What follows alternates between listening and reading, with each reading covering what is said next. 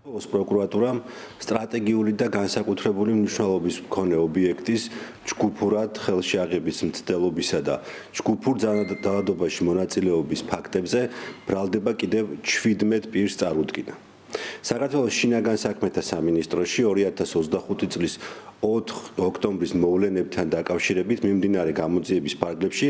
დადგენილი იქნა, რომ ამირან დოლიშვილმა, გიორგი ქორქიამ, ზაქრო ალბუთაშვილმა, ირაკლი ჩხვირკიამ, ანტონ უპერმა, ანტონ ვარდანიძემ, გიორგი მულაძემ, ხვიჩა გოგოხიამ, გიორგი ჩახუნაშვილმა, რამაზ მამულაძემ, გენადი კუპრეიშვილმა, ალექსანდრე ჩილაჩავამ, სულხან ტუღუშმა, ლევან ჯიქიამ და ლაშა ივანაძემ სხვა პირებთან ერთად ჯგუფური ძალადობის უკვე დაკავებული ორგანიზატორების მოწოდებების შესაბამისად სტრატეგიული ობიექტის ხელში ჩაგდების მიზნით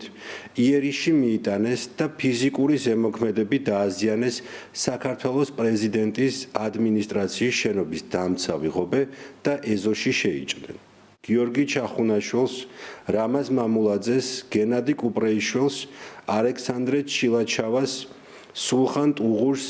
ლევან ჯიქიას და ლაშა ივანაძეს ბრალდება საქართველოს სისხლის სამართლის კოდექსის 19.222 მუხლის მეორე ნაწილის აქვე პუნქტით წარედგინათ, რაც გულისხმობს სტრატეგიული და განსაკუთრებული მნიშვნელობის მქონე ობიექტის ხელში ჩაგდების მცდელობას ჩადენილს ჯგუფურად,